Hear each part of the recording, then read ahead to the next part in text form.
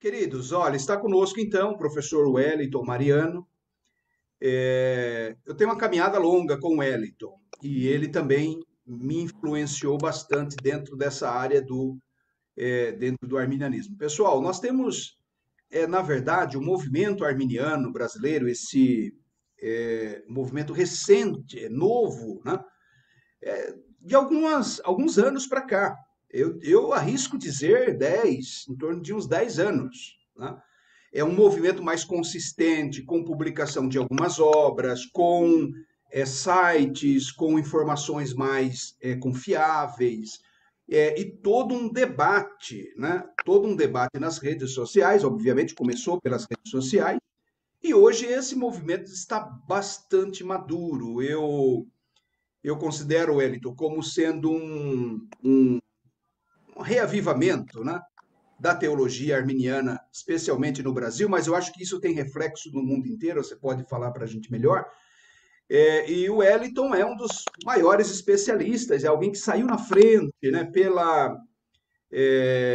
pelas conexões que ele tinha, o fato do inglês, o conhecimento que ele tinha de obras que estavam ainda por ser traduzidas para o português. Então, nós podemos lembrar aí desse passado que eu confesso, passei pelo seminário, e olha que eu fiz um seminário de internato, mas esse tema, essa polaridade, arminianismo e calvinismo, eu não confesso com você, passou despercebido para mim no tempo de seminário. Tanto que a teologia sistemática que eu me debrucei, aprendi muito, foi a do Berkoff, não me influenciou, né, essa área, a sua confessionalidade calvinista. Não me importei muito com esse debate, então foi em contato com você, foi em contato com o Antunes, né, que eu comecei a perceber um pouco a importância desse tema e a deficiência do nosso lado arminiano. Então, em primeiro lugar, eu quero louvar a Deus pela sua vida, pelas seus sacrifícios feitos nessa área, né, suas contribuições. O Wellington é autor de livros, tradutor de mais de 20 obras, né? E acho que a maioria delas, se não todas, todas na área de soteriologia arminiana. Então eu queria te agradecer e para nós, para o Seminário Batista Livre, tê-lo como professor convidado é uma honra muito grande. Aí eu sei que o pessoal, eu ouvi comentários assim: ah, esse é o melhor especialista. Agora você chamou um cara que entende. E tá aí o Wellington, pessoal. Então, mais para o final, vocês vão poder tirar dúvidas também. Então, obrigado, Wellington. E você tem a palavra aí. Você pode começar falando um pouquinho do seu histórico aí, essa sua experiência com a literatura, e a gente já caminha para dentro do tema aí sobre o Sínodo de Dort. Amém. Eu quero cumprimentar então os irmãos, as pessoas assistindo essa live com a paz do Senhor. Uma boa noite para você. Conforme o meu irmão e amigo Jamierson comentou, eu fiz parte e faço parte ainda de um grupo de irmãos que tem o interesse, né, o foco, o objetivo de disseminar o entendimento correto, adequado do arminianismo. E nós começamos isso através de traduções de artigos que eram publicados nas redes sociais, principalmente através do site arminianismo.com, do Paulo César Antunes, e a partir daquele site se reuniu uma série de pessoas interessadas, e eles passaram a escrever blogs, a escrever artigos para alguns poucos sites, né, em português, e nós começamos a nos reunir no intuito da publicação de algumas obras, e eu tive o prazer e a honra de participar disso, com a publicação da obra Teologia Arminiana, Mitos e Realidades, do teólogo e professor Roger Olson, depois Contra o Calvinismo, Por que Não Sou Calvinista, do Jerry Walls e Joseph Dongell, e uma série de outros livros. E graças a Deus esse movimento ele tem se fortalecido e ele tem amadurecido. Eu quero colocar uma questão que eu considero muito importante e relevante aqui, que é a questão das publicações editoriais. As publicações editoriais, elas são extremamente importantes, mas como nós devemos saber, o Jamierson sabe muito bem disso, as obras no Brasil, elas têm um alcance muito limitado, se nós formos pensar em número de membros. Vamos pensar, por exemplo, no número de evangélicos. Ô, Jamierson, eu não sei se você tem acompanhado os últimos censos, eu não tenho, ou se você tem um número aproximado de, vamos assim dizer, qual é hoje o número da parcela de evangélicos no Brasil? Hoje nós falamos em torno de 40 milhões de evangélicos, né? Ou seja, 40, vamos pegar esse número então, 40 milhões de evangélicos. Sim. O Brasil é um país que tem a sua maioria de cristãos pentecostais ou de igrejas pentecostais e carismáticas. E as igrejas pentecostais e carismáticas, historicamente, elas nasceram influenciados na soteriologia arminiana. Então, vieram através de grupos metodistas, de grupos wesleyanos, ou até mesmo de influência batista, mas uma influência batista não calvinista, ou seja, batistas arminianas. Agora, quando esses livros são publicados, nós temos tiragens de 1.000 exemplares, 2.000, 3.000 exemplares, às vezes os que vendem muito e muito bem mesmo, chegam a vender mais de 5.000 exemplares. Agora, eu queria que você colocasse isso em perspectiva. Eu acho isso muito importante. O que são 5.000 livros perto de 40 milhões de evangélicos? O que são 10.000 livros perto de 40 milhões de evangélicos? E aí talvez você possa estar pensando, aonde o Wellington quer chegar com isso? Eu quero chegar no ponto da importância de lives como essa. Porque existem alguns estudos que apontam que a teologia de muitas igrejas, de muitos brasileiros, ela é moldada, ela é formada através dos púlpitos, através daquilo que a pessoa ouve, ou seja, através da informação, do conhecimento, da experiência que os pastores e os professores transmitem a quem estiver ouvindo. Portanto, eu quero dizer que os conhecimentos dos livros, eles precisam ser disseminados. E as lives são, talvez, hoje, no contexto que nós vivemos em uma situação de pandemia mundial, elas talvez sejam uma das melhores, se não a melhor forma de nós disseminarmos isso. Então, é extremamente importante que esse conhecimento desses livros eles sejam passados. É isso que nós estamos fazendo aqui agora. Eu quero que você entenda que é importante porque o livro ele é um meio excelente, maravilhoso, mas infelizmente ele não alcança a todos. Eu, como um pastor, eu penso muito nisso. Nós alcançamos através de livros pessoas mais educadas, pessoas mais letradas, pessoas com uma vocação um pouco, pessoas voltadas para uma área, vamos dizer assim, uma área intelectual, mas nós temos as nossas igrejas membros de todos os tipos, de toda sorte, e essas pessoas também precisam ser alcançadas. Portanto, eu sempre me esforço, tanto na escrita quanto na fala, tentar passar um conteúdo profundo, um conteúdo correto, mas sem usar alguns termos ou uma linguagem que dificulte a assimilação daquilo que nós estamos nos propondo a passar. Tendo dito isso, o tema que me foi proposto é o Sínodo de Dort. E eu quero começar essa palestra basicamente usando uma estrutura de um artigo. Geralmente, né, quando nós escrevemos um artigo, espera-se que na sua apresentação, no início, você diga o que você vai dizer, o que você vai apresentar, para que as pessoas saibam o que vai acontecer e depois você desenvolve, você abre, na verdade, então, os assuntos, as pautas do que você tende a falar. E eu quero dizer que essa palestra ela é muito mais histórica do que teológica.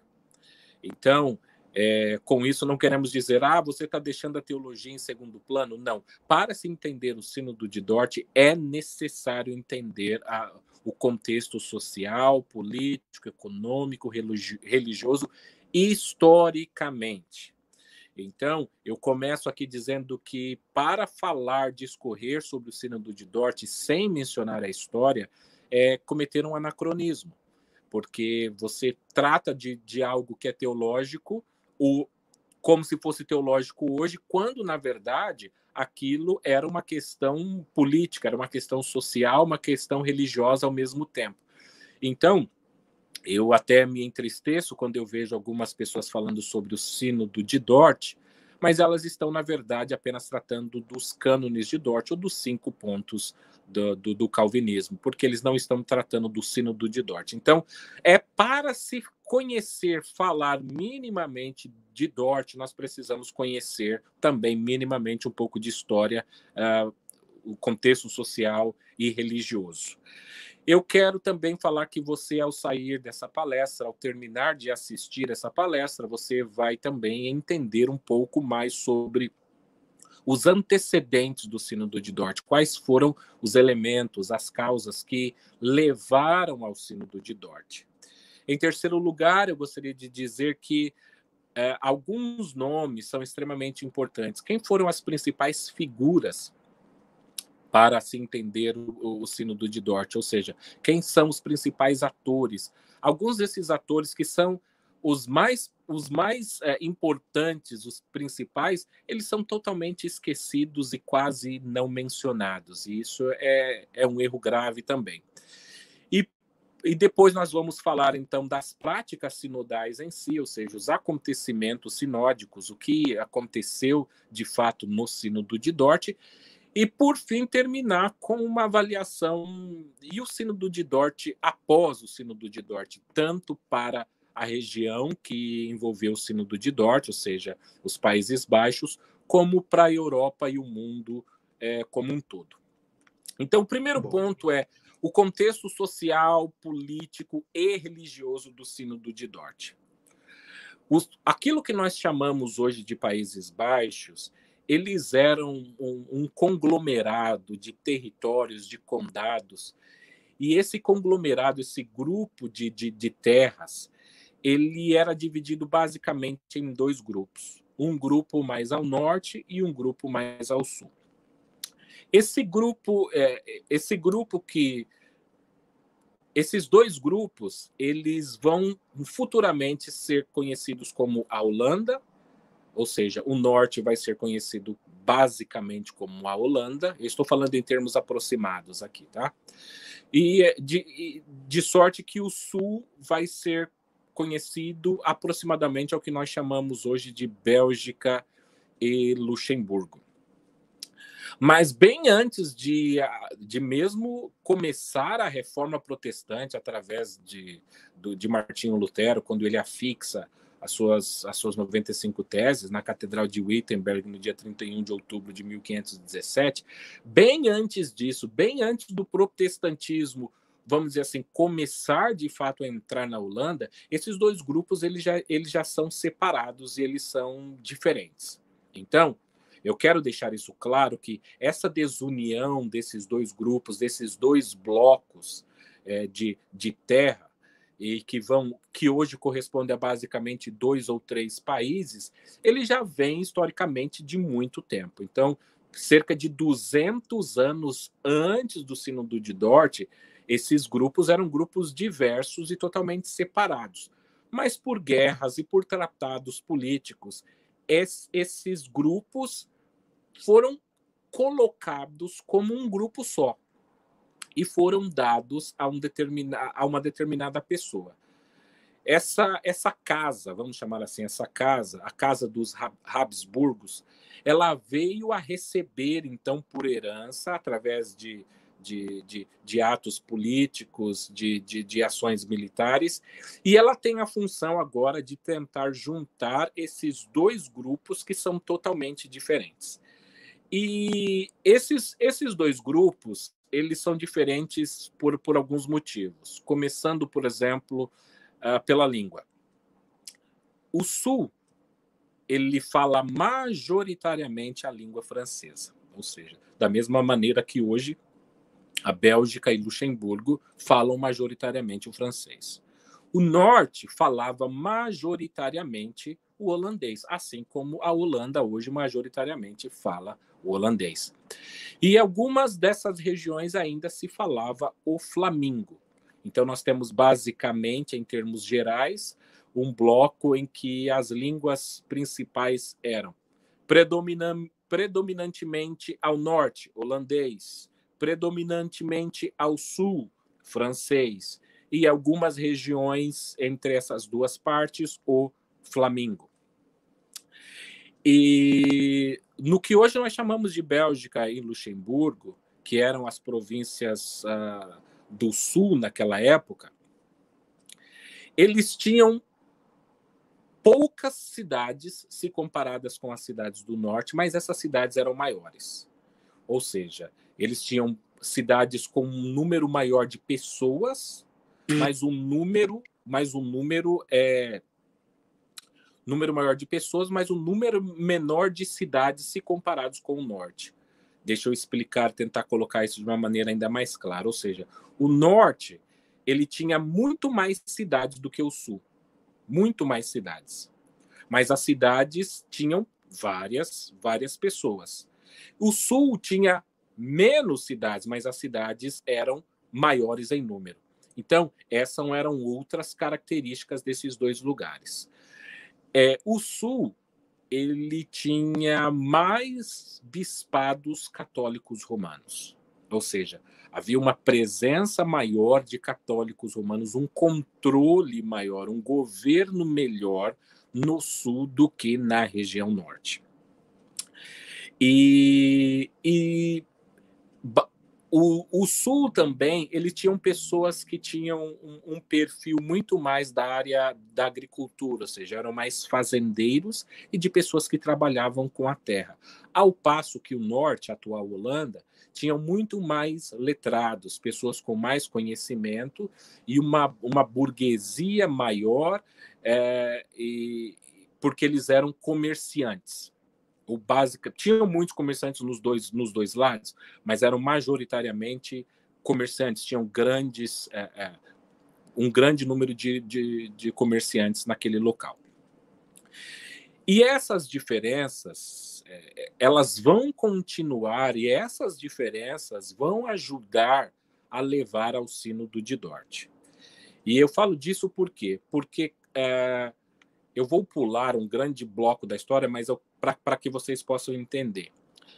Filipe II, que é um monarca espanhol, ele herda essas 17 províncias. 17 províncias, 7 províncias ao norte, províncias da Holanda, e 10 províncias ao sul, províncias da Bélgica e Luxemburgo. E ele herda essas 17 províncias, e ele tem como função agora unir esse grupo, esse bloco. Filipe II também ele tem uma união matrimonial, ou seja, ele casa-se com a Maria Sanguinária, da Inglaterra, que era católica romana, e ele também católico romano. Historicamente, nós sabemos que os protestantes foram muito, muito perseguidos pela Maria Sanguinária. E também os protestantes nas 17 províncias unidas, eles também foram muito perseguidos pelo Filipe II. Porque Filipe II ele era um monarca e ele era espanhol. Então, ele, ao receber aquelas terras, ele viu como sua obrigação transformar aquelas pessoas que não eram católicas romanas em católicos romanos. Veja aí o início da relação Estado, ou nesse caso monarquia, com religião. O monarca é quem dita a religião dos seus súditos, uma vez que o monarca, eu estou usando o termo monarca porque Filipe II era o rei da Espanha, e ele tinha suas terras, mas ele não era rei, mas as terras eram dele. E ele então fala, pelas terras serem minhas, eu tenho o direito de impor a minha religião aos meus súditos. Só que os comerciantes, as pessoas que moravam nas Províncias Unidas, eles eram muito desenvolvidos para a época. Possivelmente, as Províncias Unidas eram talvez o lugar mais avançado na Europa naquela época, em termos de conhecimento, de comércio e de liberdades como um todo. E aquelas pessoas que geravam um lucro muito grande, tanto para as Províncias Unidas quanto para a Espanha, eles se sentiam muito ressentidos. Por quê? Primeiro porque eles nunca tinham um monarca ali nas suas terras. Veja que o monarca, o líder deles, está na Espanha. O fato do monarca estar na Espanha, ele aponta para um fato de que as Províncias Unidas, embora fosse deles, ele não tinha um grande interesse por ela, por aquelas terras, porque ele valorizava muito mais a Espanha e tinha a Espanha em primeiro lugar. Os habitantes, os nativos das 17 Províncias Unidas se sentiam ressentidos, se sentiam totalmente desprivilegiados, porque eram pessoas ricas, eram pessoas informadas, eram pessoas que traziam um grande lucro, mas ao mesmo tempo eles não eram atendidos. Tente entender essa situação a partir do prisma do comerciante, do nativo das Províncias Unidas. Se ele quisesse conversar com o monarca, com o seu líder maior, ele não conseguiria. Primeiro que ele teria que viajar das Províncias Unidas até a Espanha e teria que marcar, né, para ser ouvido na corte. Eles queriam que os seus problemas que surgiam diariamente, cotidianamente, fossem resolvidos como em todo e qualquer lugar, que você vá no seu próprio país, tenha um parlamento, tenha uma corte real, você tenha um espaço para que você possa fazer isso. E eles não tinham. Eles tinham uma sede política que ficava no sul, ou seja, atual Bélgica e Luxemburgo, mas essa sede política tinha fantoches ou pessoas menos importantes e que em determinadas situações não tinham o poder de decisão. E tudo isso deixava com que os nativos, os habitantes das Províncias Unidas ficassem muito insatisfeitos com toda aquela situação. Isso é importante ser pontuado, porque nós veremos no decorrer dessa aula que haverá uma revolução, uma busca pela independência dessas 17 províncias. E esse é um dos motivos. Outro fator também que era um complicador muito grande para os nativos das Províncias Unidas era que Carlos V ele ainda falava flamingo, ou seja, uma das línguas faladas nas Províncias Unidas. Já Filipe II, o monarca espanhol, ele não falava flamingo, ele não falava holandês e ele não falava francês, ou seja, até mesmo as conversas, as tratativas que já eram difíceis, elas tinham que ser feitas através da tradução. E o fato dele não falar nenhuma das línguas oficiais, por assim dizer, das Províncias Unidas, o colocava como um estrangeiro, um forasteiro, alguém de fora e que de fato não entendia as questões, o contexto particular das Províncias Unidas. Mas o Filipe ele vai buscar a todo custo transformar os seus súditos, ele vê isso como uma responsabilidade divina que lhe foi dada, de transformar a população em católicos romanos. E isso, naturalmente, o protestantismo, a religião protestante, né, era impedida e não era uma religião oficial. Um dos maiores equívocos que são apresentados quando se fala em ensino do Didort e no debate entre arminianismo e calvinismo é que as pessoas já falam, havia uma maioria de calvinistas. Primeiro, nós temos que entender que tanto no sul quanto no norte, a maioria era católica romana. Então, os protestantes vão começar a ser maioria na Holanda, isso depois de 1600, 1610 aproximadamente. Então, mas Felipe II, ele fala o seguinte, nós vamos colocar em prática aquilo que foi instituído pelo Concílio de Trento. Todas as resoluções que cabem aos protestantes, nós vamos tentar implementar. E ele manda, essa é uma pessoa extremamente importante, Felipe II é um desses atores que eu falei que todo mundo precisa saber e mencionar, e ele envia uma outra pessoa extremamente importante chamado Duque de Alva, ou Alba. Né? Tem uma questão aí do V e do B na língua espanhola que são pronunciados com o som de B, ficou Duque de Alba. O Duque de Alba ele vai para implementar, então, a Inquisição, e ele começa a fazer a perseguição aos protestantes. Agora veja que eu comentei com vocês que no sul haviam menos cidades do que ao norte, mas cidades maiores. Eu comentei também que no sul havia mais bispados católicos romanos do que ao norte. Eu comentei também que a sede política das 17 províncias ficava ao sul e não ao norte. Tudo isso fazia com que o governo espanhol tivesse um maior controle no sul do que no norte, ou seja, um maior controle nas províncias que hoje nós chamamos de Bélgica e Luxemburgo do que no que hoje nós chamamos de Holanda. E isso é importante por quê? Porque haverá no decorrer do tempo uma separação entre essas 17 províncias, e essa separação ela é política e essa separação ela é religiosa, porque Bélgica e Luxemburgo vão permanecer católicos, eles permanecerão na religião católica romana, ao passo que as 7 províncias do norte, a atual Holanda, vão se tornar protestantes. E ele começa essa perseguição.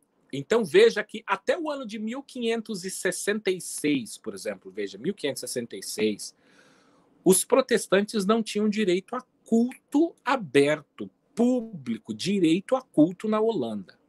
Ou seja, veja, Calvino já morreu, se não me falha a memória, Calvino faleceu no ano de 1559, que é o mesmo ano de nascimento de Jacó Armínio, ou seja, mesmo após a morte dele, os protestantes ainda não possuem direito oficial de culto na Holanda.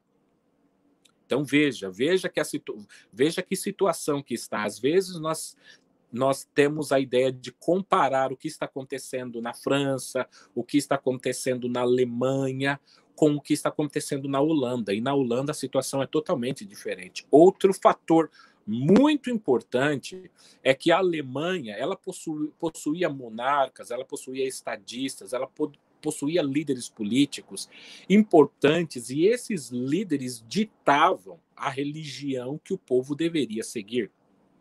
Nós sabemos, por exemplo, que um dos motivos pelos quais Martinho Lutero saiu vivo é que ele teve a proteção de um estadista, de um líder político. Se esse líder político não interferisse, talvez, na história, Martinho Lutero não teria ficado vivo. Agora, na Holanda, não existe esse monarca, há uma briga pelo poder. Por quê? Porque o líder é o monarca, é o rei da Espanha, que não está na Espanha. E isso cria um conflito interno de grupos e facções querendo chegar ao poder de fato nessas províncias unidas. E é nesse contexto que surge uma das figuras mais importantes até o dia de hoje da história da Holanda, que é Johan van Oldenbarnevelt. O Oldenbarnevelt, ele é um estadista, um grande líder e considerado um dos maiores fundadores do Estado holandês. Até hoje reverenciado nos livros e muito admirado pelo que ele fez. E Oldenbarnevelt, ele viria a se aliar. Ele é vamos colocar aqui bem claro, ele é um político, ele é um líder político. E ele tem um grande amigo que é na verdade, o William de Nassau e Orange. O William de Nassau e Orange, ele é o primeiro grande libertador da Holanda. E ele vai tentar buscar uma independência política e, naturalmente, religiosa para as 17 províncias. Quando Felipe II começa a atacar, a perseguir os protestantes, é nesse contexto, por exemplo, de perseguição aos protestantes, que vai acontecer o massacre de Aldewater, por exemplo, onde a família imediata de Jacó Armínio é morta. É nesse contexto em que a Espanha católica romana está tentando impor a sua religião aos seus súditos nos Países Baixos. E agora surgem movimentos nacionais dos Países Baixos, tentando se desvencilhar da Espanha católica romana. Então, William de Nassau, ele é o grande líder militar. Então, ele luta na frente militar e ele deixa as questões políticas e estatais para o Oldenbarneveldt. Eles são amigos e eles possuem basicamente a mesma postura em relação à religião. Naquela época, eles acreditavam que o Estado ou a nação deveria ter uma religião oficial, mas que deveria haver espaço para religiões minoritárias para que elas coexistissem. E uma das explicações é que eles viviam do comércio. Então, se você não der espaço para as pessoas se expressarem nas suas religiões, e eles viajavam para lugares que possuíam religiões diversas e recebiam comerciantes de outros locais que possuíam religiões diversas, que se o local tivesse proibições religiosas, aquilo também afetaria as condições comerciais. Então, também tem um aspecto financeiro envolvido nisso, ou seja, as pessoas precisam ser livres para que o comércio também possa ser livre, que nós possamos continuar a lucrar, a vender, a trocar, a realizar escambo e todo tipo de comércio. E quando Felipe II, através do Duque de Alba, começa a perseguir os protestantes começam também a revidar. E eles começam a ficar mais insatisfeitos ainda com a política espanhola. Eles não acham que são tratados de uma maneira como deveriam, não acham que aquele líder saiba ou entenda o contexto político-religioso deles, Felipe II não sabe nem a língua. Eles têm uma série de insatisfações. Outra grande insatisfação, talvez a maior, eles têm que pagar imposto à coroa a espanhola católica romana. Então, eles ficam imaginando quanto mais eles lucrariam, quanto mais ricos eles seriam se eles fossem independentes e não tivessem que ficar trabalhando e pagando para a coroa espanhola, que nada fazia para eles em troca. A coroa espanhola católica romana ainda deixa uma série de mercenários nas Províncias Unidas, e esses mercenários, por vezes, eles atacavam a população local, pessoas que não estavam envolvidas na guerra, e isso também aumentava a insatisfação daqueles habitantes, de maneira que começa a surgir no povo como um todo uma insatisfação com a Espanha e com Felipe II. Então, mesmo católicos romanos nativos que moravam nas Províncias Unidas, embora eles defendessem o catolicismo romano na religião, muitos não defendiam a política espanhola como um todo. Então, veja, existiam católicos que eram católicos na religião, mas que não gostavam da política católica romana implementada ali. E existiam os protestantes como um todo que eram a favor da libertação política e da libertação religiosa, dentre os quais os calvinistas prefiguravam entre os principais inimigos da política espanhola católica romana. E eu vou explicar por quê. Conforme eu disse que o controle no sul era muito maior do que o controle do norte, a perseguição embora ela matou mais no norte do que, a princípio, no início, matou mais no norte do que no sul, o governo católico romano espanhol foi muito mais feliz na sua investida no sul, de maneira que os protestantes do sul, vendo que não dava para ganhar e que eles não teriam liberdade religiosa nas 10 províncias do sul, atual Bélgica e Luxemburgo, eles migram, eles começam agora a fugir e eles vão para as 7 províncias do norte. Lembre também que no sul, Bélgica e Luxemburgo, se falava majoritariamente o francês. E o francês é a língua do teólogo João Calvino, que influenciou mais as pessoas de fala francesa do que as pessoas de fala holandesa. Então, há um grande número de calvinistas que foge agora nessa perseguição. Veja, nós estamos falando aí do ano 1560, a década de 1560. E eles estão fugindo agora para o norte. É nesse momento que vai começar a solidificação do calvinismo, que vai vencer politicamente em Dort nos anos de 1618 e 1619. Um grande número de calvinistas foge do sul e vai para o norte. E aí começa uma guerra entre 2 grupos. Quais são esses grupos? O grupo calvinista, também chamado de gomarista, por causa de Francisco Gomaro, e o grupo arminiano, também chamado de remonstrante, em razão da remonstrância, aquele documento de protesto entregue à liderança holandesa. Agora, veja que agora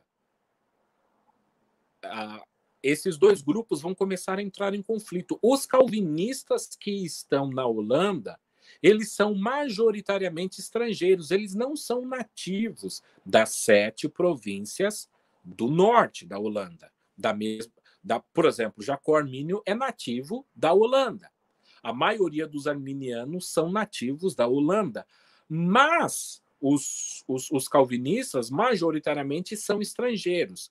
E isso fica claro e evidente quando a gente vê que o primeiro documento oficial da Igreja Protestante Reformada Holandesa é a Confissão Belga. Veja, Confissão Belga.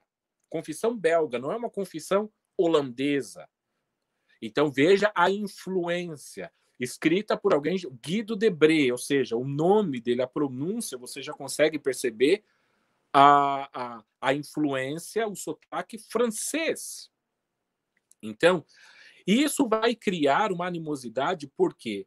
Porque esses grupos arminianos e calvinistas também representavam os nativos do país contra os estrangeiros, basicamente. Com isso, longe de mim querer dizer que não tinham calvinistas nativos. Tinha. Eu estou tratando em um contexto geral para você entender majoritariamente como se dá as coisas.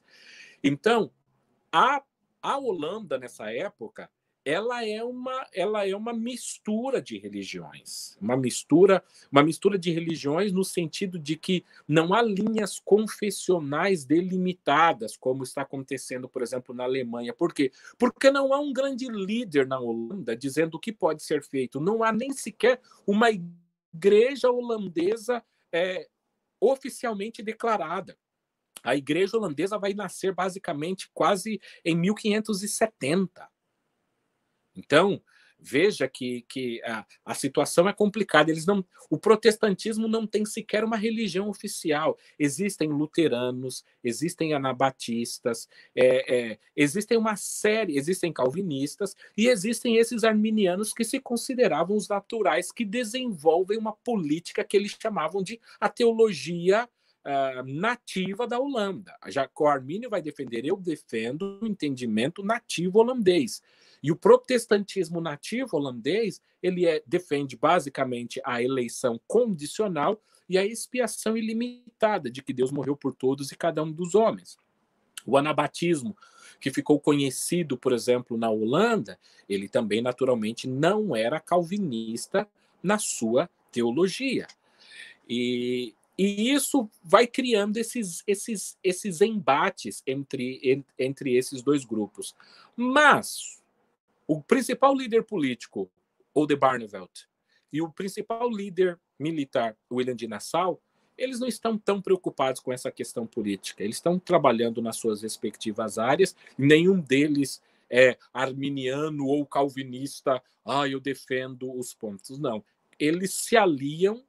O Oldenbarnevelt se alia aos remonstrantes por questões políticas. Ele não é basicamente, olha, um arminiano porque ele acredita nos pontos arminianos.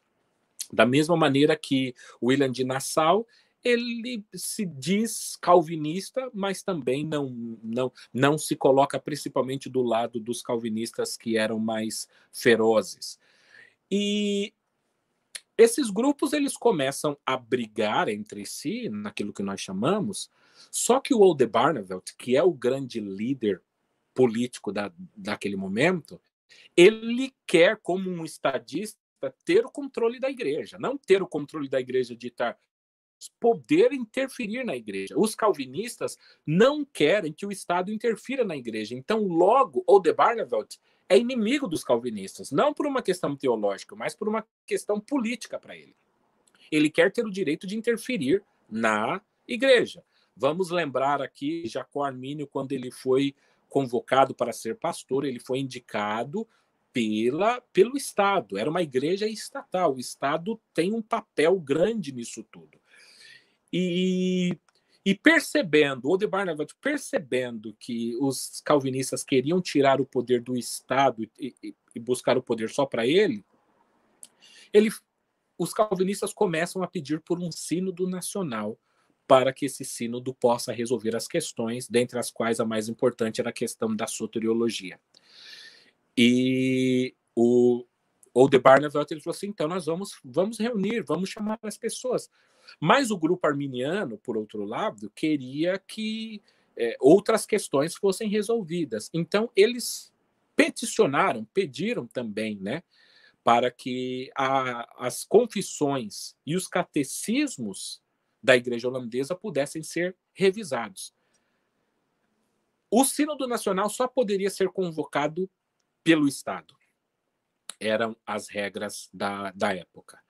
Então, o Estado precisava convocar isso, da mesma maneira que foi o Estado, de fato, que convocou o Sínodo de Dort.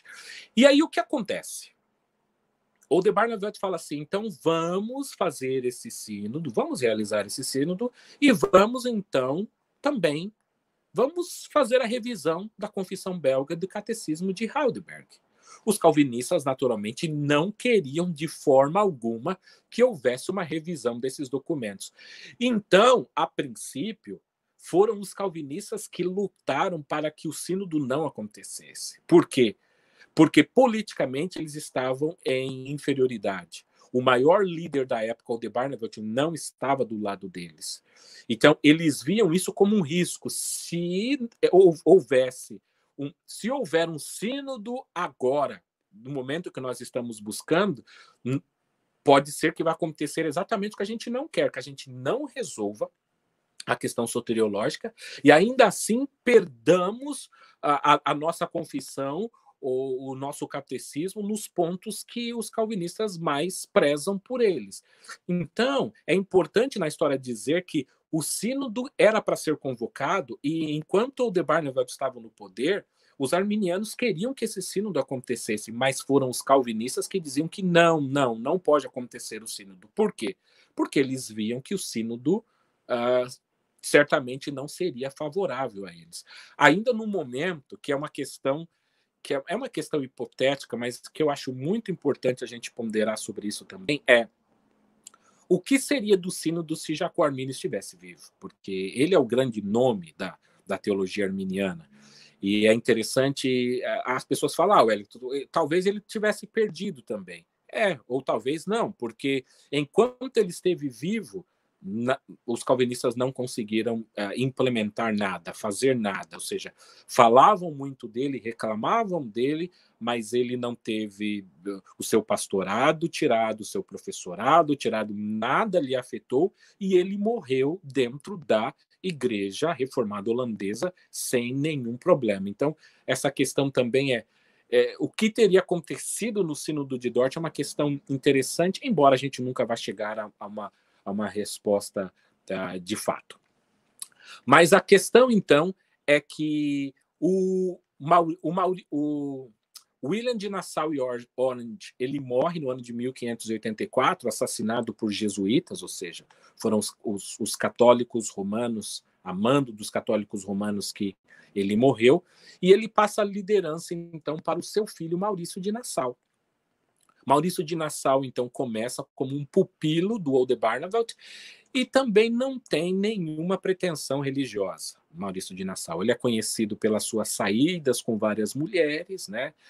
Não era, vamos dizer assim, segredo para ninguém que das saídas que ele tinha com várias mulheres. E outra coisa também é que o pastor dele, o capelão das Forças Armadas, era ninguém mais, ninguém menos do que o Uitenbogart, que foi um grande amigo, talvez o melhor amigo de Jacó Armínio, que era naturalmente arminiano também. Então veja que pela maior parte da sua vida, o capelão, as instruções religiosas dadas não só a Maurício de Nassau, como a todos os subordinados do exército, eles eram dadas através do arminiano Uitenbogart. Esses grupos eles não conseguem se entender. Agora, eu acho extremamente importante, outro ponto aqui, é a Conferência Teológica de Haia. A Conferência Amigável de Haia, ela aconteceu porque o Estado tentou intervir entre esses dois grupos, né, os arminianos e os calvinistas, e falaram, então nós vamos fazer um embate. E por que eu estou citando isso? Eu estou citando isso para fazer um contraste depois com o que aconteceu em Dort. Porque a Conferência de Haia estipulou o seguinte, precisamos de 6 representantes remonstrantes e 6 representantes gomaristas, ou seja, 6 arminianos e 6 calvinistas. Eles devem escrever o mesmo número de páginas, ou o mesmo número de documentos, e esses documentos eles devem escrever primeiro apresentando a sua teologia, e depois eles devem apresentar crítica à teologia alheia. Então veja que houve uma conferência amigável antes de Dort e que a conferência dizia para resolver essa questão soteriológica, os dois lados precisam debater e precisam debater de maneira igualitária, precisam debater de maneira justa, precisam debater de uma maneira correta. E uma maneira correta é que tenham o mesmo número de um lado do que o número do outro. 6 teólogos, 6 representantes de um grupo contra 6 do outro. Isso é muito importante porque Dort não vai ter nada disso, mas veja que por um período, enquanto a política não entra como fator decisivo, essa questão não é resolvida. Porque, como eu disse para você, Jacó Armínio continua, não tem problema nenhum, morre totalmente sem nenhum problema com as suas credenciais dentro da Igreja Reformada Holandesa. E até, por exemplo, 1611, está acontecendo embate, mas esses embates são igualitários. Mas o que vai acontecer? O que vai acontecer é que o Maurício de Nassau vai brigar, vai ter uma desavença política com o Oldenbarnevelt.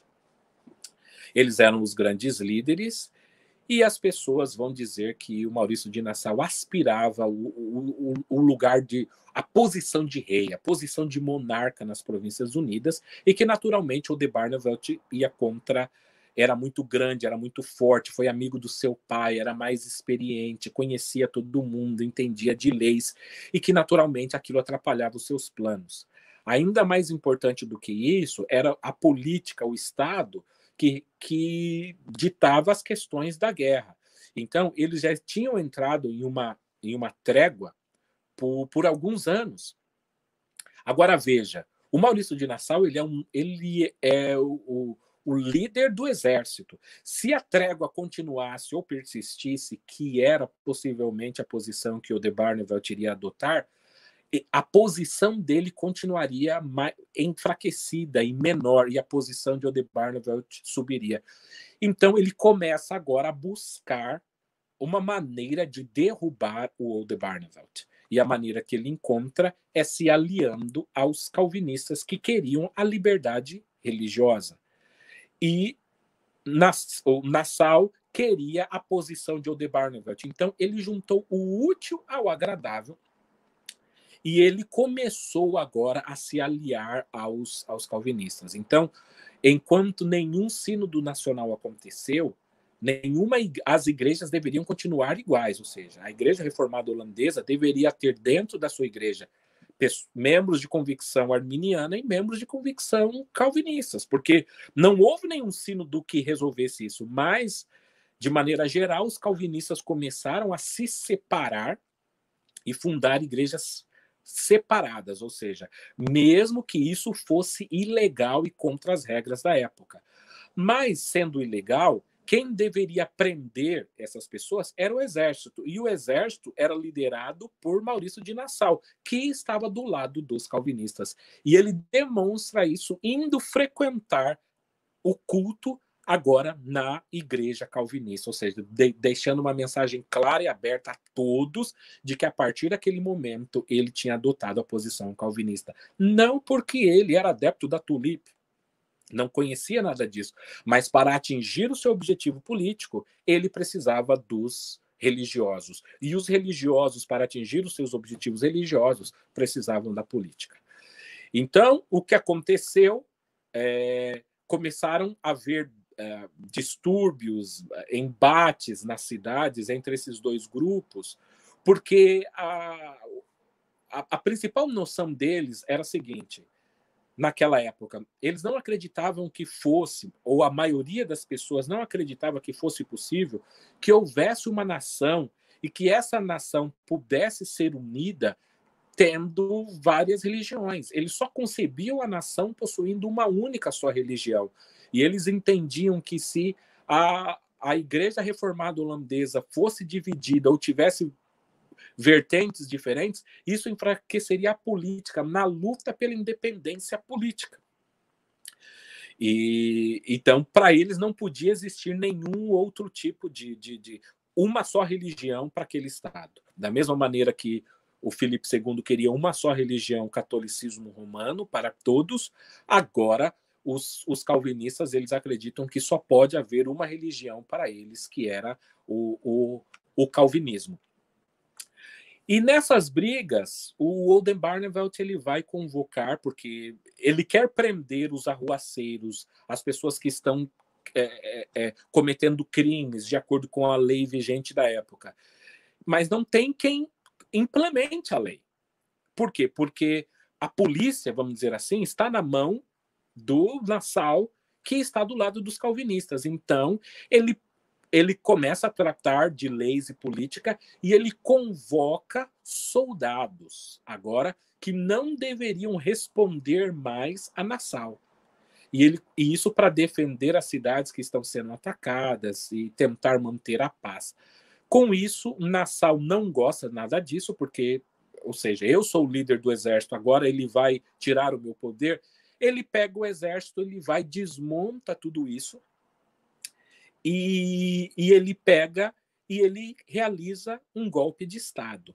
Então ele chega e vai dizer que a ação de Oldenbarnevelt foi uma traição contra a nação, foi uma traição contra ele, e agora ele impede que Oldenbarnevelt tenha uso da polícia, ou seja, basicamente quem tem a polícia na mão, as armas, tem o poder sobre as coisas. E com as armas ele começa a ir de jurisdição em jurisdição, e ele começa a tirar políticos que tinham inclinação, políticos que defendiam o arminianismo, políticos que tinham inclinação arminiana, ele começa a tirar e começa a substituir por políticos que eram calvinistas ou de inclinação calvinistas. Nos sínodos, nos presbitérios, da Igreja Reformada Holandesa, onde a maioria era arminiana, ele começa a substituir esses líderes por líderes calvinistas. Depois que ele faz uma lavagem e substitui todos esses líderes, então agora eles podem convocar um sínodo nacional. Ou seja, somente depois de um golpe de Estado. Então, esta é talvez a informação mais importante, de uma maneira bem resumida, que é: o sínodo de Dort não acontece sem sem um golpe de Estado. O golpe de Estado é o que abre as portas, que dá semente para a realização do sínodo de Dort. E a partir do momento, então, que agora ele prende o de Barneveld, ele prende os seus inimigos políticos, e ele fala: nós vamos fazer dois julgamentos. Um julgamento religioso para vocês, os meus aliados, né, os calvinistas, e um julgamento, por assim dizer, para mim, contra os meus inimigos políticos. Então, há um julgamento em Dort e há um julgamento se não me engano, em Haia. No qual o partido político e religioso do Nassau vence, porque ele tem as armas está de posse das armas. Então, ele pede agora e fala: o sínodo agora pode ser realizado. Então, veja, o sínodo, quando era para debater a confissão belga e o catecismo, não podia, os calvinistas não queriam. Enquanto Armínio estava vivo, nunca aconteceu. Até 1618, isso nunca aconteceu. Ou seja, o sínodo que tanto fala, olha, ele resolveu o problema, ele só aconteceu por causa de uma ação militar, por causa de um golpe de Estado. Então, o golpe de Estado leva ao sínodo de Dort. E essa é uma informação que eu repito e é muito importante, porque ela é praticamente ignorada. No Brasil, ela quase não é dita, principalmente pelos calvinistas. E tendo dito isso, eles começam agora a realizar, fazer cartas para convocação das pessoas que vão fazer parte do sínodo. E só vão ser convocados condados, presbitérios, que a maioria seja calvinista. Então, as nações que eles notassem que tivesse qualquer inclinação ou possível voto para os arminianos não eram convocados. Então, essa ideia de que houve um sínodo internacional calvinista, é verdade, houve sim um sínodo internacional calvinista, mas houve um sínodo internacional de condados e de grupos que eram calvinistas. Todas as outras pessoas que tinham uma visão que poderia ser diferente da deles não eram convidadas. Então, eu não tenho tempo para dizer, mas que reis e alguns líderes foram deixados de lado porque os calvinistas achavam que não era interessante. Por que eu estou dizendo isso? Porque o que eles querem dizer? Nós precisamos garantir os votos para ganhar no sínodo de Dort. Então, nós temos que chamar somente pessoas que estão com o nosso pensamento alinhado. A ideia de que o sínodo de Dort aconteceu para debater ideias e que sentaram e ouviram um lado ou um outro, isso é um mito, é um engodo, né? Isso nunca existiu. Então, tanto autores calvinistas sérios e históricos, e existem alguns deles, eles colocam: o sínodo já foi decidido antes de acontecer. Não é que os arminianos foram lá e debateram e perderam no sínodo de Dort. Eles perderam quando houve o golpe de Estado. Então, eu acho muito bonita a frase, muito interessante a frase, talvez, do maior especialista em história e política e todo tipo de contexto holandês, que ele disse o seguinte: os arminianos ganharam na teologia, mas eles perderam na política. E ele fala nisso porque, até então, os embates e os diálogos em que acontecem de maneira igualitária, como 6 contra 6 ou 2 contra 2, ele sempre vê vantagem. E ele fala também do calibre dos professores arminianos da época, que nos debates eles sempre ganhavam. E professores internacionais também, que não eram de um lado do outro, se posicionavam do lado dos arminianos, mostrando que eles tinham um cabedal de conhecimento maior do que os calvinistas da época. Então, não houve em Dort a perda teológica. Olha, provamos que a teologia calvinista é superior. Não, isso já estava cimentado antes disso acontecer. Os arminianos convocados receberam carta dizendo que não seriam maltratados, que teriam todo o direito de fala, e quando chegaram lá, as regras foram mudadas e falaram: vocês estão aqui apenas como citados, apenas como réus. Logo após de chegarem, eles deram a oportunidade para que Simão Episcópio pudesse falar algo, e ele faz um discurso longo, prolongado, e as pessoas começam a ouvir o que eles estão falando. Algumas pessoas falam: poxa, realmente esse ponto que ele está falando tem razão. Aquilo começa a não soar bem para os calvinistas, ou seja, o pensamento é basicamente: se nós dermos espaço para que eles apresentem de fato a visão deles, é possível que algumas pessoas possam até mudar de ideia.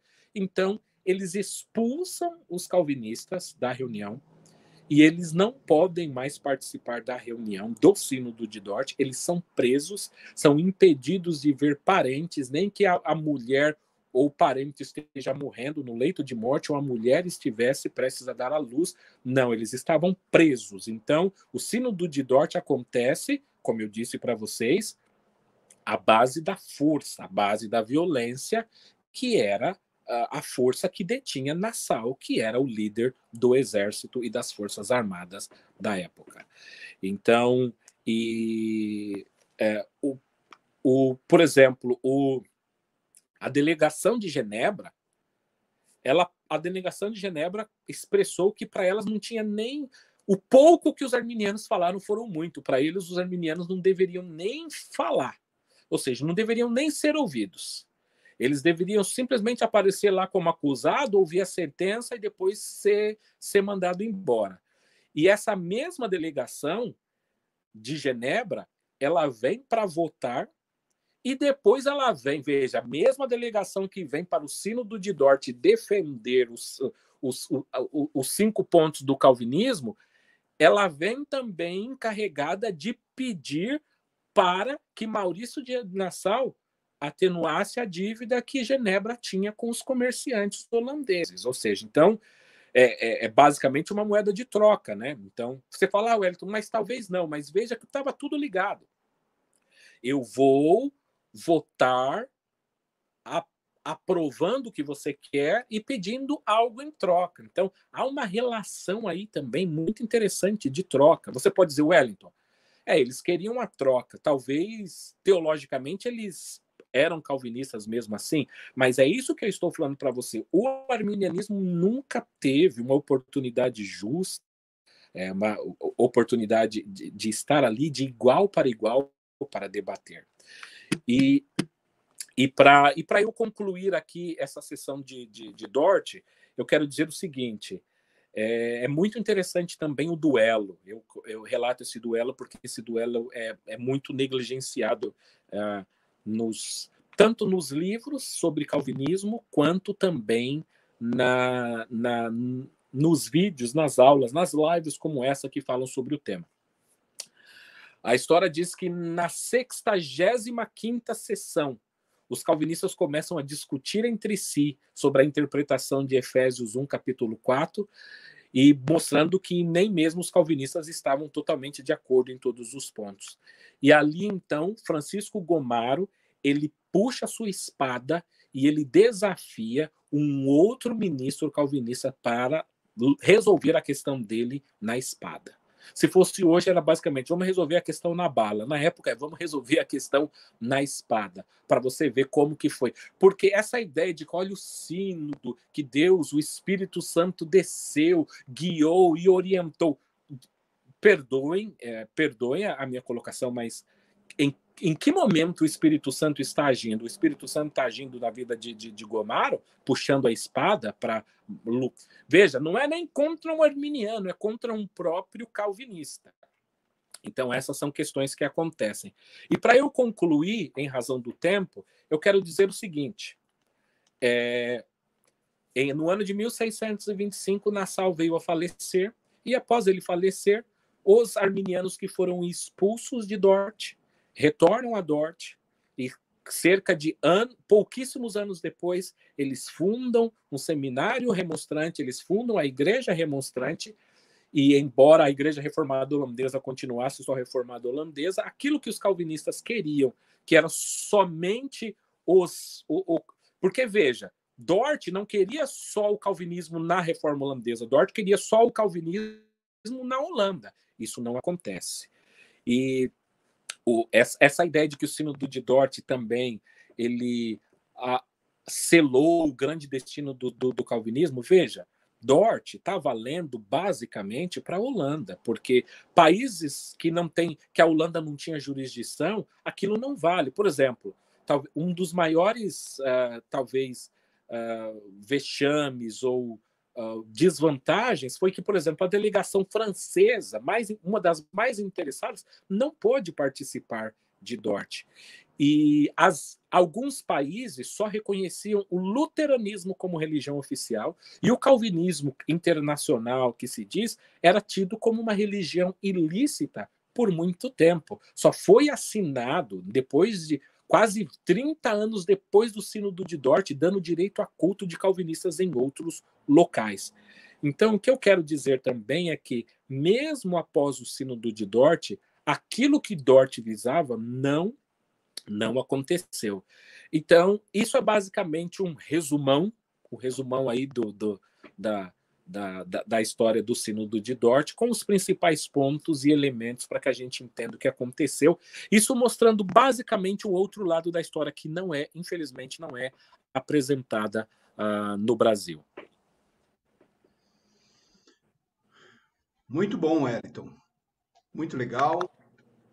Aí, pessoal, veja, como eu disse no início, nós tínhamos aí um tempo estimado, né, para essa live, e o professor Wellington Mariano, dentro do tempo proposto, fazendo aí um resumo, uma síntese, né, uma síntese mesmo. Acredito que você não teve muito tempo de tomar nomes, locais, datas, isso aí eu sugiro que você assista novamente, né, essa palestra. E eu quero abrir agora, como prometido, agora nesses minutos finais, mais uns 10, 15 minutos aí, respondermos algumas dúvidas, já tem algumas perguntas aqui colocadas. Enquanto você escreve, vocês que estão participando conosco, quero agradecer o pessoal que está me acompanhando no meu canal, Jamierson Oliveira, né, onde é um canal de dúvidas teológicas. Tenho gravado alguns vídeos ali oferecendo alguma ajuda teológica para os irmãos, mas boa parte também está assistindo pelo canal do Seminário Batista Livre e pela fanpage no Facebook. Valeu, pessoal. Obrigado. Aí uma audiência legal. E já pelos comentários, o pessoal gostando bastante. Wellington, eu queria colocar só uma questão aqui. Eu sei que é uma questão assim de futurologia, né? Mas colocado dessa forma, né, como você está colocando, se não tivesse acontecido esse contexto, né, histórico da perseguição aos calvinistas na França, esse êxodo, né, pelo que você colocou, os holandeses nativos eram muito mais flexíveis, né? Sim.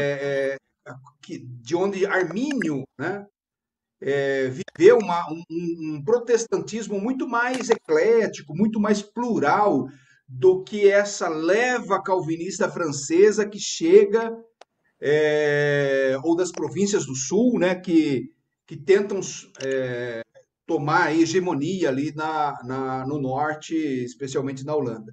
Se não tivesse ocorrido esse fenômeno histórico, né, essa luta com o catolicismo, como que você imagina o desdobramento disso aí? Porque depois de Dort, basicamente o arminianismo é varrido da Holanda, né? Olha, eu acredito, existem algumas possibilidades. Eu penso agora que, por exemplo, que nós teríamos talvez uma igreja reformada que fosse de fato, que abarcasse esses dois grupos, ou seja, o grupo calvinista e o grupo arminiano.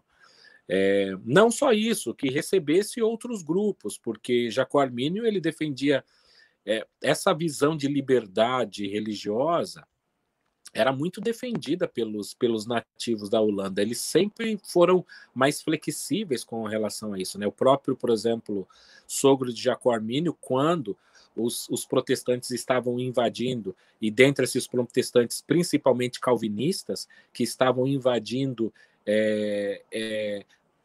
lugares de culto católicos romanos e destruindo as imagens e todas as representações icônicas do catolicismo, ele avisou os católicos romanos para que eles pudessem salvar alguns dos seus itens. Ou seja, eu discordo da sua teologia, mas isso não me dá o direito de entrar na sua casa e roubar e fazer suas coisas. Ou seja, uma separação muito mais equilibrada. Na teologia, aí você podemos não andar junto, mas isso não quer dizer que eu tenha que invadir a sua casa, pegar os seus bens, como muitos calvinistas estavam fazendo naquela época.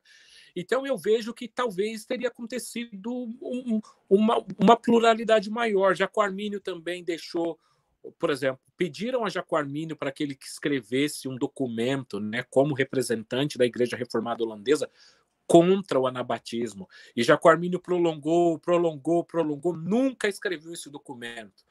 E ninguém sabe o motivo pelo qual, mas a maioria dos especialistas diz que é muito possível que ele não fez isso porque, embora ele tivesse discordâncias reais teológicas com a teologia anabatista, ele não via necessidade de se escrever algo contra os anabatistas que tinham pontos em comum com eles. Então, aquela máxima de que nós devemos ser unidos, né, no essencial e que no não essencial diversidade, eu vejo que ele colocou em prática. E talvez a igreja evangélica como um todo não seria visto como essa fragmentação total que nós temos como hoje.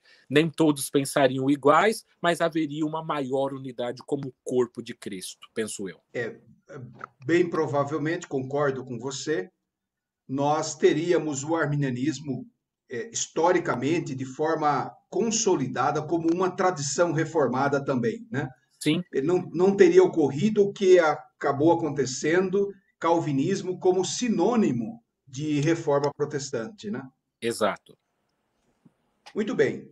Um outro ponto que eu queria que aí, com isso, realmente você fechasse a sua fala, e aí eu vou abrir para umas 3 perguntas, é que aí, então, os arminianos, ou né, anacronicamente falando, mas os remonstrantes, que estavam ali, 45 ministros holandeses, professores, na sua grande maioria, das universidades ali, né, gente muito capacitada, como você disse, muito interessante, que no início de Dort durou...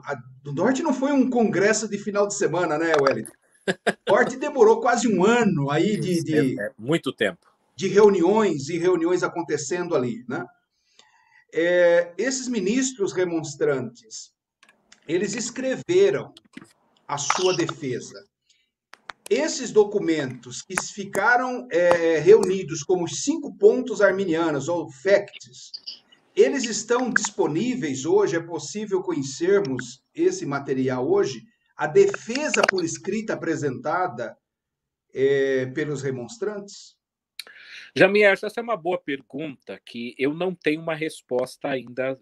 Eu não tive tempo bastante de pesquisar para saber aonde esse documento se encontra. Agora, o que eu posso dizer é que eu sei, por exemplo, que o meu amigo Keith Stangley, quando a gente tem tempo, a gente conversa. Ele me confidenciou, por exemplo, que os remonstrantes na Holanda, eles têm uma série de documentos, mas os remonstrantes da Holanda atualmente, eles são liberais na sua teologia e eles não se interessam tanto por essas questões históricas e teológicas das quais nós estamos conversando e debatendo hoje aqui.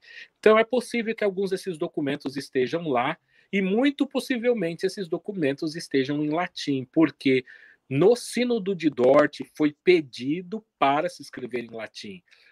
Porque em razão dos vários delegados de vários locais, eles tinham que ter uma língua franca, né, para que todo mundo viesse falar. Então, a delegação inglesa estava lá, a delegação de Genebra estava lá. Então, embora muitos falassem holandês, majoritariamente eles estavam falando holandês e francês ali, nem todo mundo falava holandês e francês. Então, eles pediram isso para que se escrevesse em latim, o que dificulta até hoje para a gente, porque o latim é uma língua morta, né? Escrita não, mas é uma língua morta, o que dificulta a recuperação e a tradução desses documentos para os dias de hoje. Uma outra questão também, Wellington, é que em resposta a essa argumentação ou aos escritos, a defesa arminiana remonstrante, é que então surge os chamados cânones de Dort, né? E isso fica parecendo que essa convenção aí tão longa, de quase um ano de duração, foi uma bênção, né? Foi uma bênção. Puxa, que maravilha, né? De um lado, os irmãos arminianos, de outro lado, os irmãos calvinistas, dialogando, discutindo, procurando ler a Bíblia juntos ali, e nada disso aconteceu, né? Então a Tulip é resultado agora em toda essa motivação política por trás, essa motivação humana, né?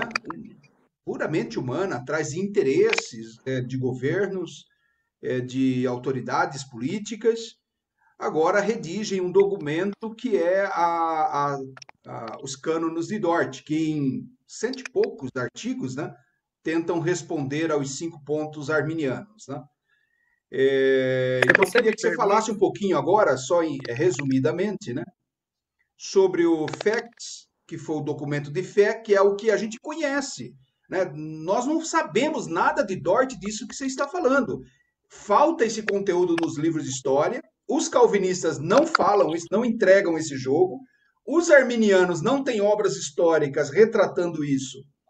E eu até espero que Deus te dê graça aí para que você escreva uma coisa mais simplificada disso para a igreja brasileira. Mas o que ficou é apenas a Tulip, né? Nós só temos conhecimento dos facts com esse surgimento do material arminiano. Mas por 400 anos aí é a Tulip, né? São os cânones de Dort aí ditando as regras, né? Uma coisa muito importante, antes de falar mesmo, por exemplo, do FACTS, é que, por exemplo, os arminianos não tinham direito a livros, a livraria, a biblioteca, a uma série de coisas. Eles tinham que escrever dentro do contexto que eles estavam, na sala que eles estavam, presos como eles estavam, naquela situação, ou seja, coagidos, você come na hora que a gente te dá comida, vocês saem para reunir a hora que a gente libera vocês para sair. Então, assim, imagine toda a pressão psicológica sobre a pessoa. Será que eu vou sair daqui vivo? Por quê?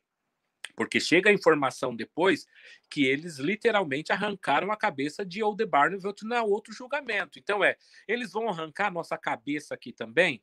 Ai, Wellington, mas aí você está indo longe demais. Mas espera aí, eles estão presos. Eles estão sem direito a ver a mulher, a ver filhos. Eles estão sem direito a ver mulher que está dando à luz. Não tem direito de fala, só pode escrever. Então, imagine o que os arminianos naquela situação estão pensando. E debaixo daquela tensão, eles são obrigados a redigir um documento para os calvinistas. Que documento é esse que vai sair? As pessoas também precisam entender que o ambiente não era nada propício para a escrita de um documento arminiano debaixo dessas condições. Imagine você sem saber se você vai sair vivo e a pessoa fala, termina aí um artigo teológico. Fala, meu amigo, eu estou pensando na minha vida, estou pensando na minha família, estou pensando nos meus filhos, estou pensando onde eu vou morar, se é que eu vou ter algum lugar para morar. Então, é nesse contexto que surge, no caso, a Tulip. E o FACTS, né, esse acróstico, né, esse acrônimo que a gente conhece, ele surgiu aí, mas ele já havia surgido na remonstrância, né, há quase, vamos dizer assim, quase 10 anos antes, e na verdade, os 5 pontos do calvinismo vieram em resposta a eles. Então, historicamente, os 5 pontos do calvinismo vieram primeiro, né? do arminianismo vieram primeiro do que o do calvinismo. O calvinismo veio como resposta. Com isso, eu não quero dizer os pontos não existiam, sim, mas como organização, os 5 pontos do calvinismo vieram em resposta aos 5 pontos arminianos, que são feitos livre pela graça, mesmo hoje.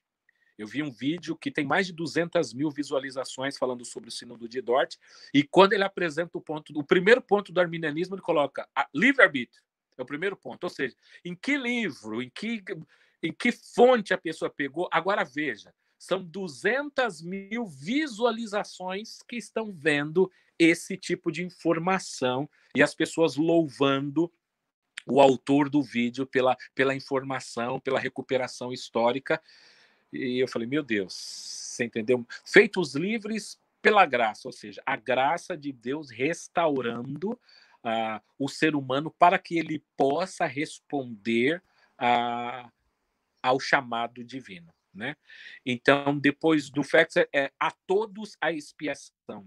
Jesus Cristo morreu por todos e cada um dos homens.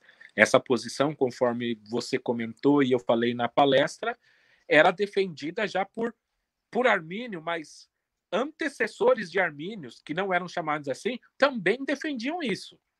Então, veja que o Carl Banks ele coloca que existem vários armínios antes de Armínio, que eram esses nativos holandeses que tinham esse entendimento, né? Que é a posição anabatista, por exemplo, também até hoje.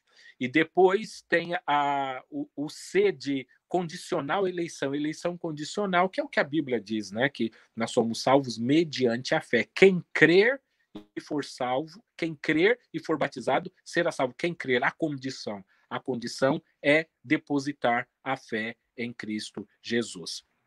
Depois, né, F foi o primeiro ponto, A, C, depois o T, total depravação. E isso precisa ser muito enfatizado, porque até hoje muitos calvinistas dizem que o arminianismo não defende a depravação total. E talvez geralmente em razão da animosidade que existe entre muitos calvinistas e arminianos, o ideal eu recomendo que eles busquem através daquele teólogo reformado, faleceu recentemente, me deu um branco agora o nome dele. Eu estou com a imagem dele na cabeça, não consigo lembrar o nome dele. Eu queria passar para... Enfim, eu lembro para depois postar aqui. Uma das grandes referências do calvinismo no mundo, que ele escreveu os escritos de Armínio sobre a depravação total são tão fortes ou muito mais fortes do que os calvinistas da época. E depois a segurança em Cristo, né? Nós estamos seguros enquanto a pessoa crê, né? Então, nesse sentido. E a ideia de que os primeiros arminianos não defendiam a possibilidade de apostasia, com o tempo isso está sendo caído, né? Tá sendo desmontado. Era algo de fato. O que os arminianos daquela época não defendiam é essa ideia, essa noção de que a fé se perde a todo e a qualquer momento. Mas eu não tenho problema em relação contra isso. E às vezes até me perguntam, Wellington, você considera arminiano quem defende que a salvação não pode ser perdida dentro do arminianismo? Eu considero arminiano, porque os pontos principais... eu gosto muito da frase do Joseph Dongell e no livro Por que Não Sou Calvinista, junto com Jerry Walls, que ele fala assim que o problema é o uli no meio. O meio que é a eleição incondicional, que nós defendemos a condicionalidade da eleição, é o limited atonement, que é expiação limitada, que para nós é ilimitada, você entendeu? E nós defendemos graça resistível.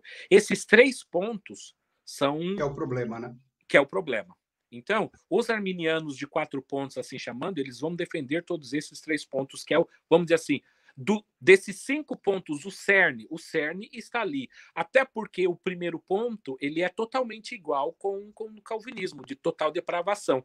E o quinto ponto, existem arminianos que divergem, existem arminianos que concordam com calvinistas. A grande questão são esses 3 pontos do meio, que eu naturalmente não vejo, não tenho problema em aceitar. É interessante, Wellington, que o calvinismo de 4 pontos, que concorda com uma expiação ilimitada, por ser um dos pontos do miolo ali, acaba sendo inconsistente, né? Porque ao Sim, afirmar a expiação ilimitada, cai todos os outros 2 pontos do meio, né? exatamente. Eu, enfim, eu acho louvável a ideia, pelo menos, deles tentarem serem bíblicos, né? Quer dizer, de não tentarem fazer malabarismos exegéticos em passagens que não cabem, né? O mundo dos eleitos, como por exemplo, né, que historicamente nunca houve esse tipo de interpretação, mas concordo com você, é inconsistente sim. É muito legal. Wellington, eu acho que a gente vai ter que fazer mais tempo, lives assim. Eu acho que tem uma importância muito grande. Nosso propósito aqui, vocês estão percebendo, pessoal, o tom da live não é agressivo, ao mesmo tempo tem muita informação aí para você colocar na balança, tem muita informação para você ponderar, para você refletir. E eu fico muito feliz porque isso vai permanecer aí para próximas gerações. Os vídeos nossos no canal têm passado aí de 2.000, 3.000 visualizações.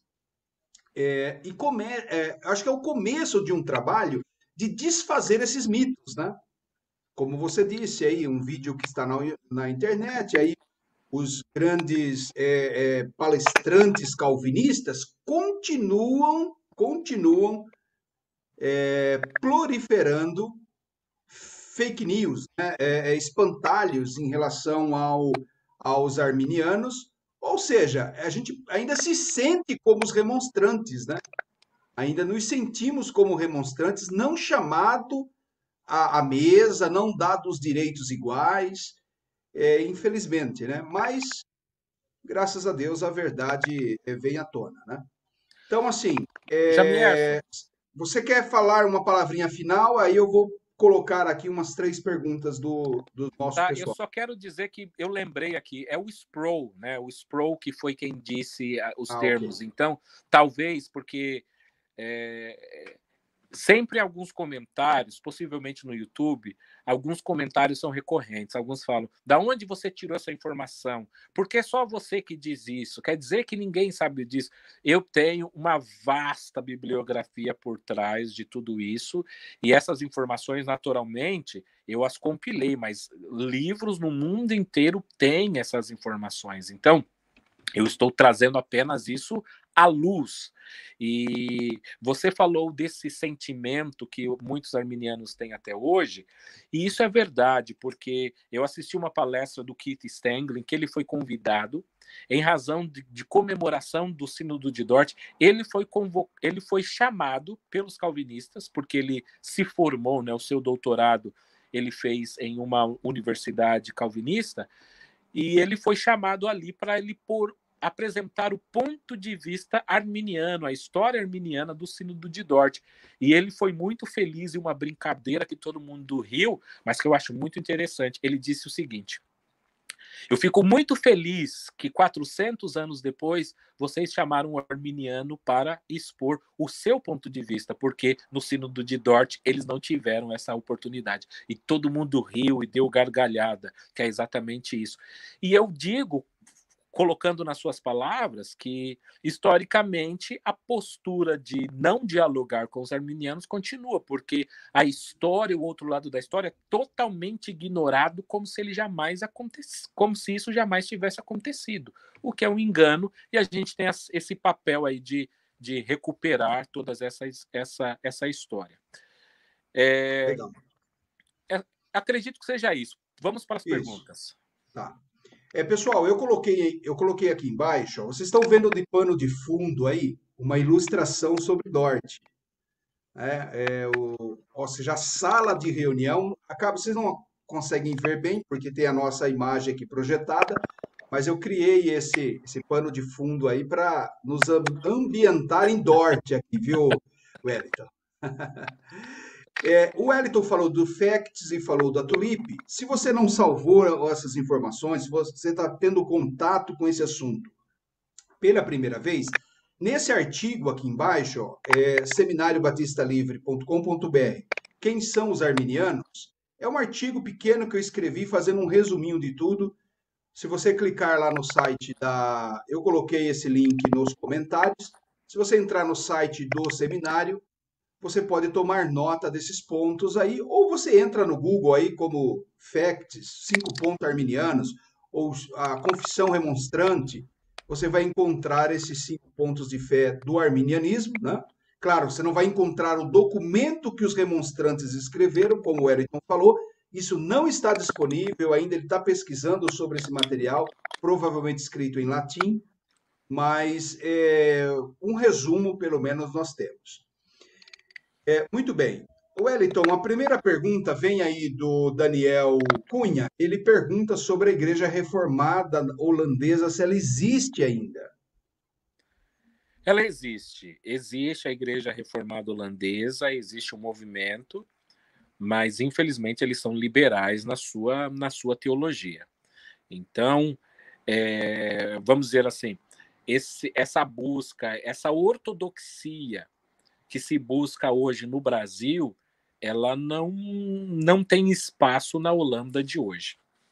Aí antes que alguém, eu sei que não faz parte da sua pergunta, mas antes que alguém fale, tá vendo, o arminianismo virou uma igreja liberal, mas as igrejas calvinistas lá também, a maioria delas também se tornou liberal. Então não é algo que aconteceu apenas com um grupo para os desavisados que vêm pensando, né?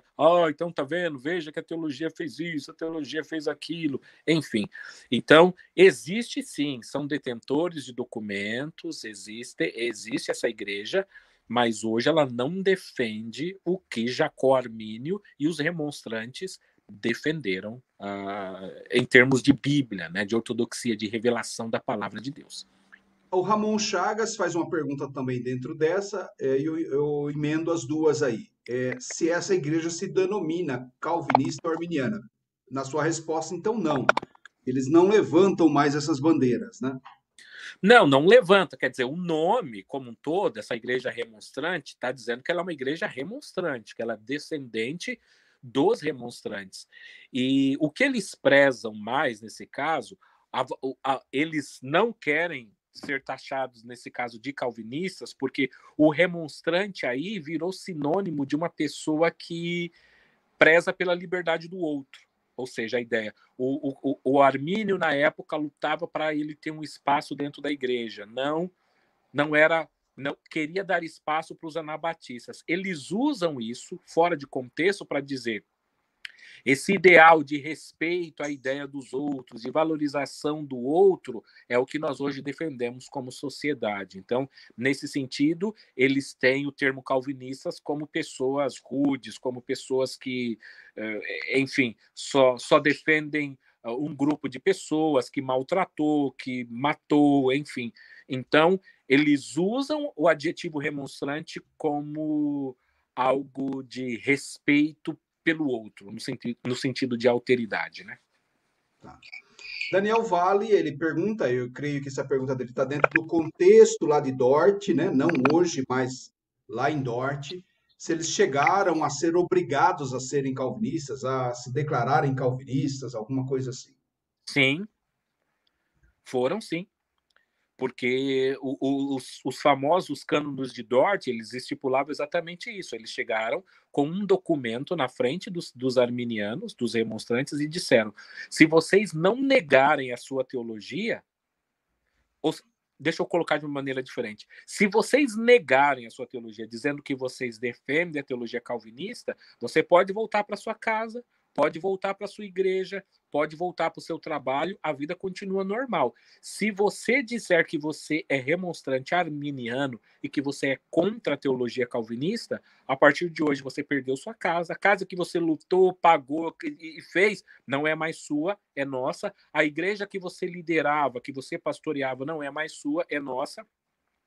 Você perdeu todos os seus direitos como cidadão e a partir de agora nós vamos esperar o carro que vai pegar suas roupas e coisas. Mas e o quê? Que está aqui agora. Você tem o carro vai passar aqui e vai pegar Inclusive, você daí. inclusive eram professores de faculdade e perderam seus cargos, né? Sim. Então, nesse caso, teve um arminiano que assinou um documento, né?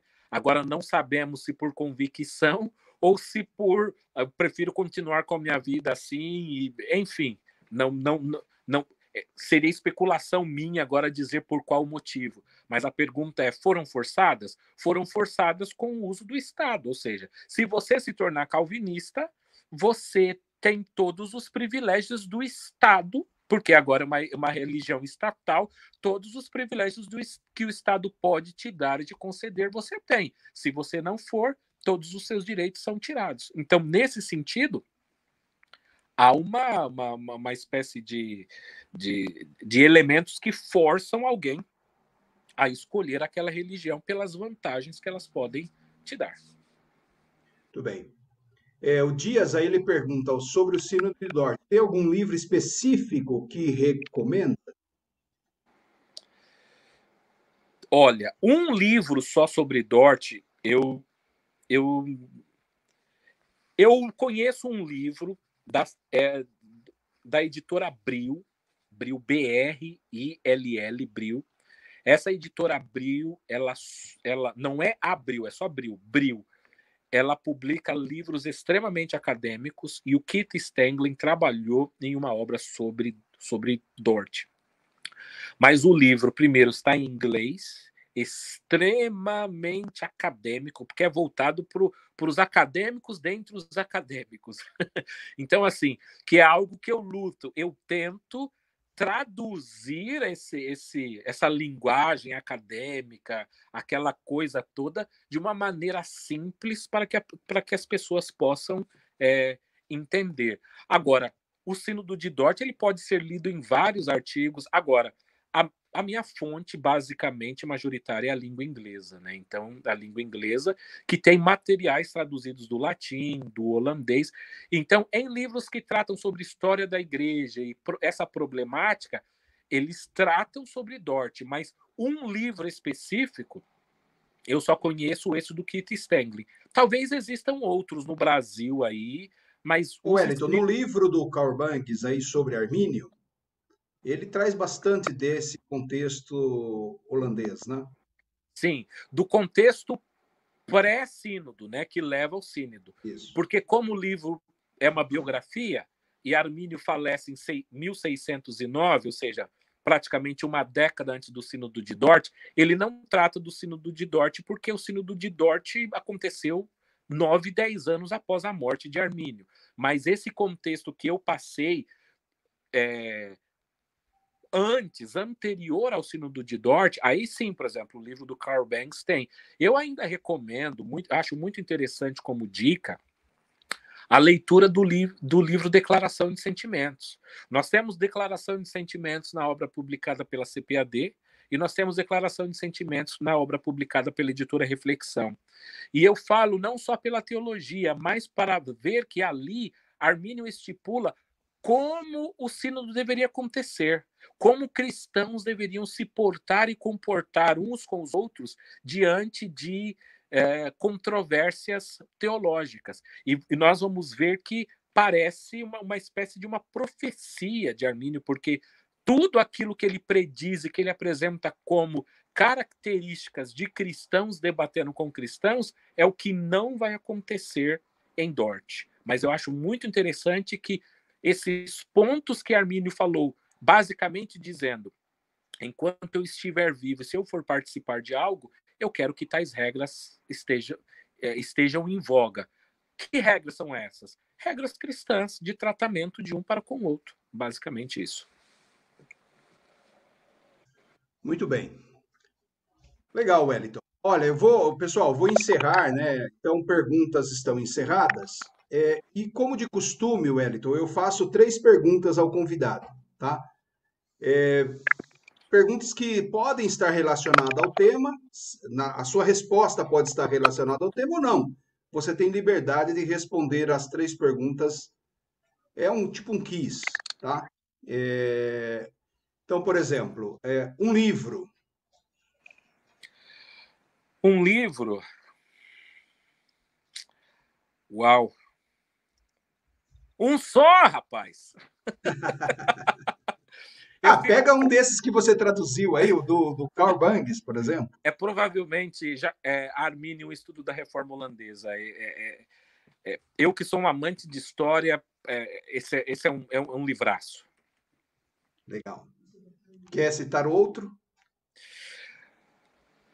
Jacó Armínio, Teólogo da Graça. Muito bem. Inclusive, ontem, né, Wellington, foi o Dia Nacional do Teólogo, né? E a gente. O ano passado eu não quis repetir, o ano passado eu fiz uma homenagem a Jacó Armínio, né?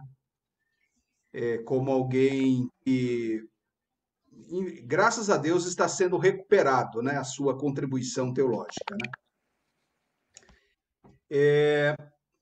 Um teólogo. Um teólogo, Jacó Armínio. Jacó Armínio. Tá. E contemporâneo, então?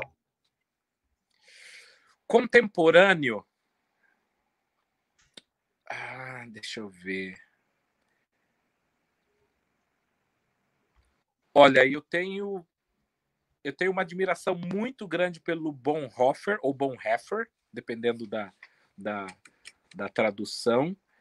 E vamos dizer, Dietrich Bonhoeffer. E um versículo. João 3,16. O grande lema da graça, né? Exato. Legal, meu amigo.